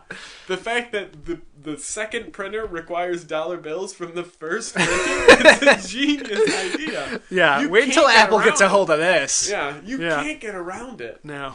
Oh, and the printers, I should mention, huge. Oh, yeah. They're the size of, like, ColecoVision. Yeah, like, it's not just, like, this little attachment where it's, like, your storage device. It's not a USB kind of thing. No. We're talking, like, printers from, like, 1943. Right. And it takes, 60, 75 minutes to print $1. Yeah. And the ink is wet for 46 hours. You can't touch those bills for 2 days, guys. No. Or you will ruin first of all, then you can't use the money in the game because it just doesn't work. Yeah. And you'll ruin your hands and your printer. Yeah, I mean, we cut a little corners when we were buying the ink. It may have mercury in it, so keep it away from those, babies and small pets. Babies, yeah. But other than that, great game. It's great. I mean, GameSpot gave it a 10 out of 10. Well, yeah, because we paid them to. Yeah, they ran ads for it. They're getting 1% of the profit, which has got to be at least $1 trillion. Yeah. I mean, I know some people are like, that's kind of a dumb idea. Like, I don't even want to play third-person brawler. But the point is, you're not actually playing the game. Oh, it's so hard to actually get to play the game. There's so much you have to do. If you get past the tutorial, we've done something wrong. What we're actually doing, like, little secret here to just the people that are listening to this podcast, is we're using that money that we're stealing from the people to make more than one level. Because we only make the one off the bat. We make that demo, that trial level. Yeah. Yeah. And it takes them so long to get to that next level. By the time we've gotten that far, we've already gotten hundreds of dollars from them. Well, the difficulty spikes after 12 seconds of playing the game. 12 seconds. Like, you're playing as Baby Raiden in the beginning, and then the first bad guy you have to fight is King Kong. And he just steps on you. And we all know that you can't shoot him or anything. It's instant kill. You can't shoot him. His skin's too tight. Yeah. And so it's like, okay, the difficulty goes way up where you can't do anything, or you can pay. You can pass that paywall if you want. Yeah, for sure. Then we make it super easy for you. Yeah. You just get to walk through the level. For 12 seconds. It's a paywall. It's like it's every a limited, 12 seconds. Yeah. It's a limited time paywall. Yeah. Like, hey, do you want to get past Donkey Kong? It's $5, or you can try and beat him on your own. Right, well, it's not one of those, wait 30, 60 minutes, and then you can play and it's normal. No, the game will always be very difficult, unless if you give us money. And you have to constantly be giving us money. Yeah. And we don't take the shitty Raiden dollars or those snow dollars. Absolutely not, no. Dollars. That money, you trade in at the Winnebago that's driving around town. Yeah, instead of like a milkman now, we just have a collection agency that it goes to door every day and picks up your little cash register full, like piggy bank full of actual dollars. But I mean, we're not evil people. If you can get, let's say, 5,000 Raiden dollars, you can turn it in for the second printer. I mean, then you don't even have to buy the second printer. Guys, this is a lightning deal. You better take this now or it's going to go fast. Because, I mean, if I'm doing my conversion right, I mean, 5,000 Raiden dollars should only cost me like $25,000, right? I think you converted the wrong way. Yeah, well, something like that. Let's not look into it. Maybe if we played that math game, we would be better at math. But it's not been made yet. Yeah, it hasn't been made yet. It will be, but it hasn't been. Yeah. All right, guys. Well, that was an episode. That was the Games podcast episode. Yes, we will add the word game to it every time we describe it. Yep. From here on out. Hope you liked our new game in lieu of trivia. The old Porcupine glory hole cornhole. Porcupine's Revenge. And then they make explosion sounds. Let us know on Twitter or emailing us, how to get in touch with us. Because obviously, we do these things for you guys. Yeah. If you're like, you know what I hate? The games episodes. And we're just going to do them for ourselves because that was a lot of fun. Yeah, I mean, you might not be able to get around that. Yeah. But maybe if you're just like, you know what I hate? Back cover. Then we'd be like, okay. Good, because we're out of them anyways. We'll pretend like you influenced us to change it. Yeah. Also, Twitter game as usual. If you think of any titles for the games we made up, please throw that out there. Really focus on the printer game. The printer game or the numbers game. I like that numbers game. Yeah. Same with the mashups. If you can think of a title for the 4 games that we mashed together. So we have a Facebook that nobody goes to because there's nothing there. We have a website. This is thefunnymorepodcast.com, and this is funnymorepodcast@gmail.com. We have a Twitter @NotFunPodcast. We have a YouTube channel. Yeah. Where you can watch all of the audio versions of our podcasts. And sometimes we throw up Twitch things. Yeah. And we have a Twitch channel. Twitch.tv/thisisn'tfunanymore. Yep. But obviously, you can just follow that. And we usually try and tweet before we go online. Also, if you notice that pictures have been changing to Final Fantasy themed, that Phil's back in charge of pictures. Yeah. Don't worry, Chris will build up his collection and then they'll go back to being good. But in the meantime... Good image quality. I don't know if they're good games necessarily. Well... Alright.